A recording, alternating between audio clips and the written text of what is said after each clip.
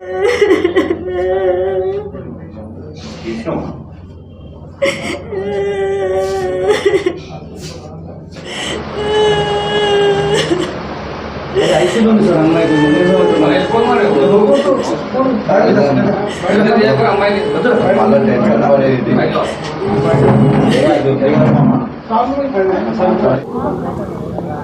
ఆ మీడియా మిత్రులందరికీ నమస్కారం.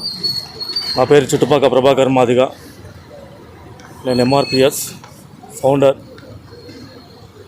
అయితే నిన్న దళిత మహిళ అయినటువంటి దళిత పేద బిడ్డ బుర్రా ఊహ అనే అమ్మాయి ఆత్మహత్యపై ప్రయత్నం చేసుకుంది అని చెప్పేసి నాకు తెలియడం జరిగింది. నాకు తెలిసిన వెంటనే ఏం జరిగిందని వాకప్ చేయగా ఊహ యొక్క భర్త అయినటువంటి తిరుమలేష్ అనే వ్యక్తి ఈ అమ్మాయిని శారీరకంగా మానసికంగా వరకట్న వేధింపుతో పాటు ఇంట్లో చాలా నిర్బంధించి చాలా చిత్రహింసలకు గురి చేసిండు. అందుకు కారణంగా అమ్మాయి స్లీపింగ్ టాబ్లెట్ తీసుకొని చనిపోవాలని నిర్ణయించుకుందన్న విషయం నాకు తెలిసింది. అదే క్రమంలో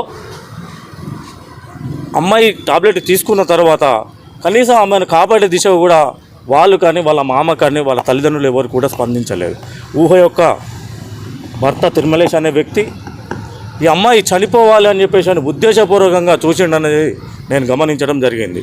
ఈ విషయంలో వారి యొక్క కుటుంబ సభ్యులైనట్టు వాళ్ళ అక్కకు వాళ్ళ మేనమామకు వీళ్ళందరికీ అమ్మాయి ఫోన్ చేసి చెప్పగానే వాళ్ళు తీసుకొచ్చి హుటాహుటిన షాలివానా మల్టీ స్పెషాలిటీ హాస్పిటల్లో అడ్మిట్ చేశారు.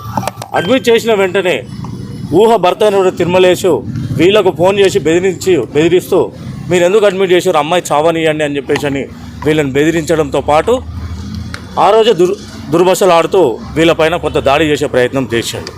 వీళ్ళు ఈ అమ్మాయి ఇప్పుడు చేస్తే బాగుండదు అని చెప్పేసి అని తిరుమలేష్ అనే వ్యక్తి తెల్లారి వెంటనే వాళ్ళ అనుచరులతోటి కొంతమంది రాజకీయ వ్యక్తులు మల్లేష్ మామ అంట, మలక్పేట మల్లేష్ మామ అనే అనుచరులు వారి యొక్క అనుచరులు వచ్చేసేసి 15-20 మంది మూకుమ్మడిగా వారి కుటుంబ సభ్యులను దాడి చేసి తీవ్రంగా గాయపరిచారు. కాబట్టి దీన్ని తీవ్రంగా ఖండిస్తున్నా, ఎంఆర్పిఎస్ పక్షాన తీవ్రంగా ఖండిస్తున్నా. పోలీస్ శాఖ వారు కూడా హెచ్చరిక జారీ చేస్తున్నా. దయచేసి చెప్తున్నా, పారదర్శకత లేకుండా ఈ యొక్క కేసును పూర్తిగా విచారణ చేపట్టి ఈ మహిళల పైన అమానుషంగా ఎక్కడ పడితే వాళ్ళ యొక్క చెప్పుకోని విధంగా వాళ్ళపైన దాడి చేస్తూ తిట్లు ఇష్టం వచ్చినట్టుగా అసభ్య పదాలతో దూషించడం జరిగిందని చెప్పేసి మాకు తెలియజేశారు. కాబట్టి ఈరోజు మేము ఇక్కడికి రావడం జరిగింది. చెప్తున్న పోలీసు అధికారులకు విన్నపం ఏమేమంటే దయచేసి ఈ యొక్క కేసును నీరు గార్చకుండా ఎంతమంది అయితే దాడి చేసిర్రో ఆ దాడి చేసిన వ్యక్తులందరినీ ఎమ్మటే అరెస్ట్ చేయాలి, అరెస్ట్ చేసి రిమాండ్ చేయాలి.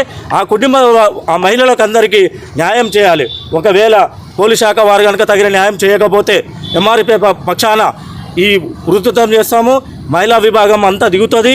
మహిళా విభాగంతో పాటు ఈ మహిళలందరికీ అండగా నిలబడుతుంది.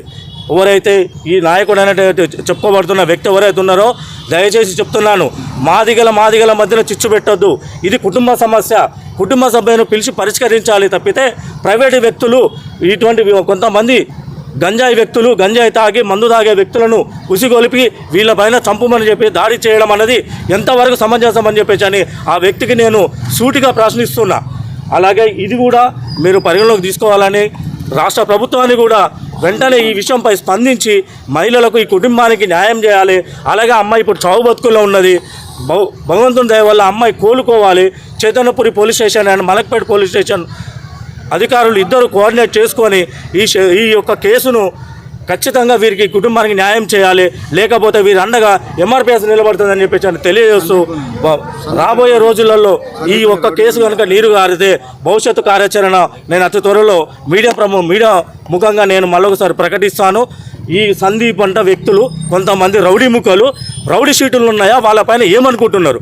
ఒక భార్యాభర్తల మధ్యన విభేదాలు వస్తే నా రాజకీయ నేతలు ఎందుకు చొరవ తీసుకుంటున్నారు?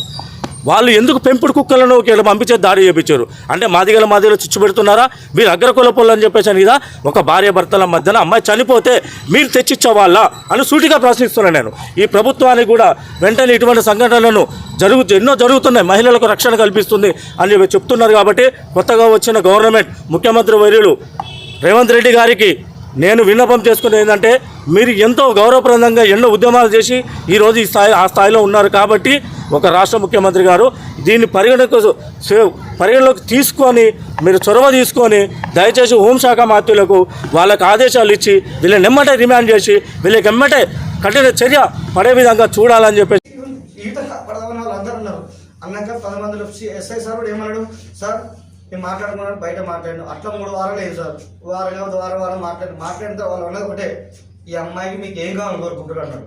సార్ ఒక అమ్మాయికి పెళ్ళి అయింది, అమ్మాయిని విడగొట్టడం మాకు లేదు సార్, ఏ కులమో ఏ మతమో ఏ వరుస మాకు వద్దు, అమ్మాయి చల్ల బతకాలి అని కోరుకున్నాను పెద్ద మనుషులు.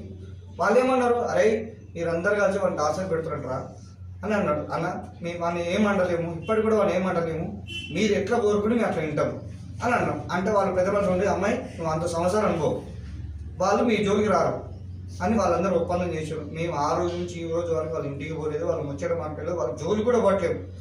వాళ్ళు ఎక్కడ బతుకుతారో ఎట్లరో కూడా మాకు తెలియదు, హాయిగా ఉన్నారు. ఉన్న ఎడల 2 months బ్యాక్, ఈ 2 months బ్యాక్ జరిగింది ఏంటంటే, ఈ అమ్మాయిని చిత్రహింసలు అత్త మామ వాళ్ళందరూ కలిసి గొంతుక మీద చేయి పెట్టి పైకి లేపి కొట్టిరు, చిత్రహింసలు కొట్టిరు.